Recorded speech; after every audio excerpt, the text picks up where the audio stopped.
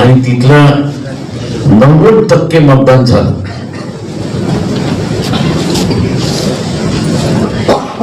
90% मतदान झालं तर तुम्ही विजयाकडे.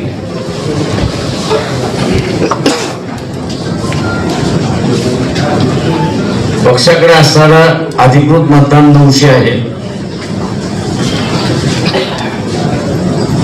त्याच्यातलं 400च मतदानाला गेले तर 400च मतं मिळाली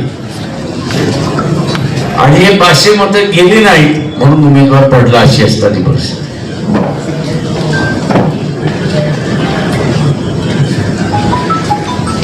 जेव्हा जोर जो द्यायचा आहे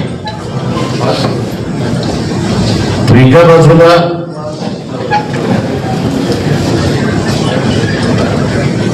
तुम्हाला मतं विकत घ्यायचे असतील तर तुम्ही घ्या. मी सर्व कार्यकर्त्यांना म्हणतो की हे इलेक्शन आता असणारं कार्यकर्त्याचं इलेक्शन झालेलं आहे.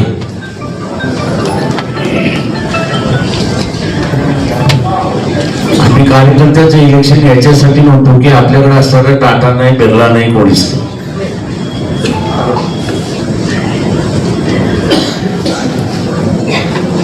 आणि म्हणून इथे 15% मतदान असं आहे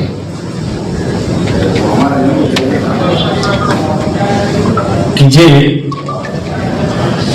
मिळाल्याशिवाय मतदानाला जात नाही. आणि जो ते त्याला त्याचं काय हे नसतं की ह्याने जाणून द्यावं असं काहीच नसतं.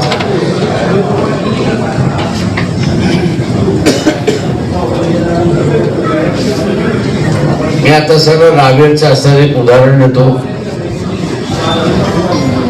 त्या रावेरमध्ये असणारं प्राध्यापकांची कॉलनी होती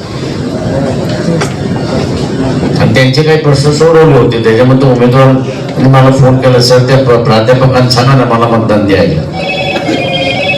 मी त्यांना फोन केला, ते म्हटलं उमेदवाराला पाठवून द्या ना. ठीक आहे म्हटलं, पाठवून देतो. उमेदवार गेला. त्या उमेदवाराने फोन केला, सांगितलं 1.5 लाख मागतात, माझ्याकडे असताना 10,000 आहेत. म्हणजे आता आणि हा प्राध्यापक वर्ग इथला वंचितांचा वर्ग नव्हता, हाय फाय. तेव्हा ही लस जी आहे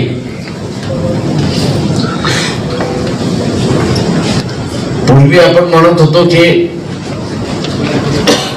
इलेक्शन म्हणजे त्याची दिवाळी आणि म्हणून तो घेत होता. ठीक आहे, तिथपर्यंत आपण समजू शकतो की त्याला अत्यंत गरीब परिस्थिती होता म्हणून असं त्यांनी घेतलं. आता खाऊन पिऊन फ्लॅट मध्ये राहणारे, बंगल्यांमध्ये राहणारे सुद्धा बंगल्यामध्ये राहणारे सुद्धा आता अपेक्षा करायला लागल्यात, अशी असणारी परिस्थिती आहे. इलेक्शन मधली असणारी नीतिमत्ता जी आहे ही पूर्णपणे या राजकीय पक्षाने संपवत चाललेले आहेत आणि आर्थिक याच्यावरतीच आणून ठेवलेली आहे.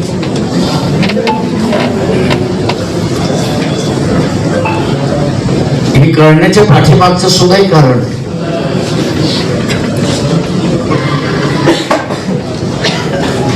मागच्या ज्या नगरपालिकेच्या निवडणुका झाल्या त्यावेळेस मी काही जणांना फोन केला आणि बाबा उभा राहा, तो साहेब उभा राहतो पण 15 लाख मला द्या.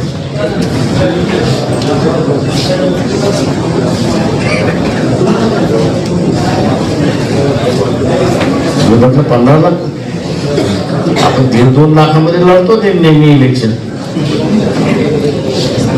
म्हटलं साहेब तुमचे दिवस संपले, माझे दिवस सुरुवात झाले.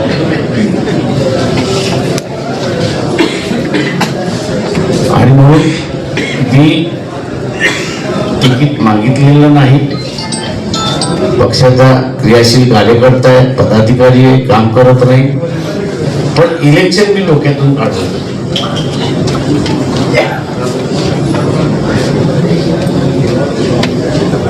इलेक्शन ही मी डोक्यातून काढून टाकलेलं आहे. आता इलेक्शन आपण नाही, जे कोणी लढेल प्रामाणिकपणे आपण त्याचं काम करायचं, पण आपण लढवायचं नाही.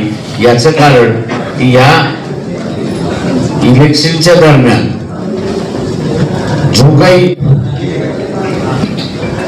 खर्च केला जातो तेवढी आपली ऐपतच नाही, आणि जे काही कमवलेलं आहे तो म्हटला ती माझी कमवण्याची इच्छा नाही.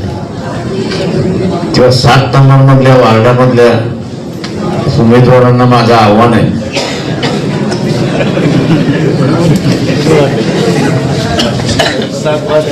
जेवढे तुमच्याकडे निधी आहे ना तो पहिल्यांदा पक्षाकडे आणून